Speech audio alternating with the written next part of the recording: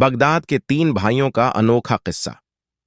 Baghdad का शहर अपने हुस्न, तहजीब और रूहानी कहानियों के लिए मशहूर था। इसी शहर में 3 भाई यूसुफ, अजहर और फैसल रहते थे। ये तीनों बड़े नेक, दानिशमंद और होनहार थे। उनके वालिद, जो एक बुजुर्ग ताजिर थे, अपने बेटों पर बहुत फख्र करते थे।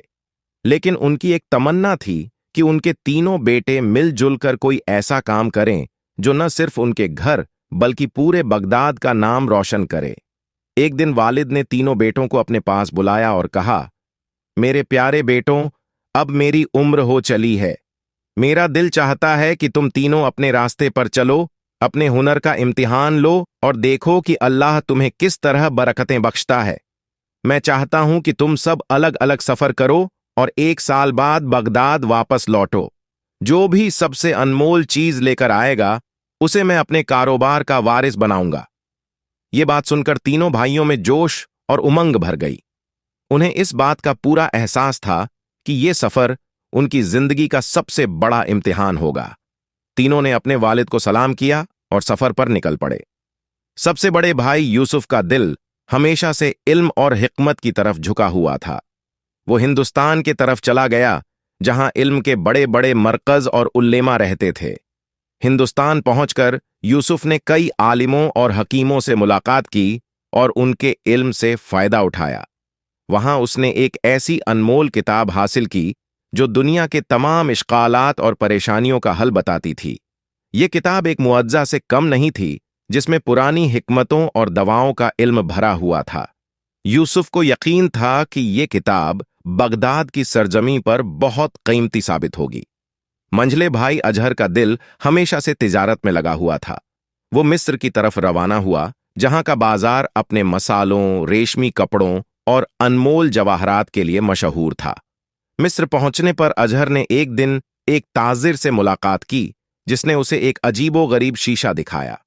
यह शीशा मामूली शीशा नहीं था, बल्कि यह किसी भी शख्स का अक्स हजारों मील दूर से भी दिखा सकता था।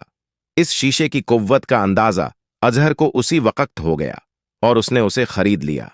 उसने सोचा कि इस शीशे की मदद से वो हर मुसीबत को पहले ही देख सकेगा और लोगों के काम आ सकेगा। सबसे छोटे भाई फैसल का मिजाज हमेशा से ख्वाबों और ख्यालों में बसा रहता था। उसे अनजानी और मौजज़ाती चीजों में दिलचस्पी थी। वो चीन के सफर पर निकल पड़ा, जहां की सनात और जादुई चीजें दुनिया भर में मशहूर थीं। चीन में घूमते हुए उसने एक हकीम से एक उड़ने वाला कालीन हासिल किया। यह कालीन इंसान को लम्हों में दूर दराज की मंजिलों तक पहुंचाने की ताकत रखता था। फैसल ने सोचा कि इस उड़ते हुए कालीन से वो किसी भी जरूरतमंद की मदद कर सकता है। 1 साल बाद तीनों भाई अपने अपने सफर से वापस बगदाद पहुंचे और अपने वालिद के पास हाजिर हुए। वालिद ने पूछा, तो मेरे बेटों, तुम तीनों ने क्या क्या हासिल किया? यूसुफ ने वालिद को अपनी किताब दिखाते हुए कहा, अब्बा हुजूर, ये किताब दुनिया की तमाम बीमारियों और मुश्किलों का इलाज बताती है। अजहर ने कहा, अब्बा, मेरे पास ये शीशा है जो किसी भी जगह का मंजर हमें दिखा सकता है। इससे हम दूर बैठकर भी किसी की हालात जान सकते हैं। फैसल ने कहा, अब्बा, मेरे पास ये उड़ने वाला कालीन है जो हमें किसी भी जगह लम्हों में पहुंचा सकता है। उनके वालिद ने मुस्कुराते हुए कहा, तुम्हारे पास सचमुच अनमोल चीजें हैं, लेकिन इनका इम्तिहान तब होगा जब इनका इस्तेमाल इंसानियत की भलाई के लिए किया जाए। उसी वक्त उन्हें खबर मिली कि उनकी एक अजीज बहन एक दूर दराज के इलाके में बहुत बीमार है और उसकी हालत नाजुक है। ये सुनकर तीनों भाइयों का दिल भर आया। यूसुफ ने फौरन अपनी किताब खोली और उस बीमारी का इलाज ढूंढ निकाला। अजहर ने अपना शीशा उठाया और देखा कि उनकी बहन की हालत सचमुच बहुत खराब थी। फिर फैसल ने अपना उड़ता हुआ कालीन बिछाया। तीनों भाई उस पर बैठे और पलक झपकते ही अपनी बहन के पास पहुंच गए। वहां पहुंचकर यूसुफ ने अपनी किताब के बताए हुए तरीके से बहन का इलाज किया। कुछ ही देर में उसकी हालत में सुधार होने लगा और वो धीरे धीरे ठीक होने लगी। तीनों भाइयों की आंखों में खुशी के आंसू थे कि उनकी बहन अब महफूज है। उन्होंने शुक्राना अदा किया कि उनके सफर का हासिल आज उनकी बहन की जिंदगी बचाने में काम आया।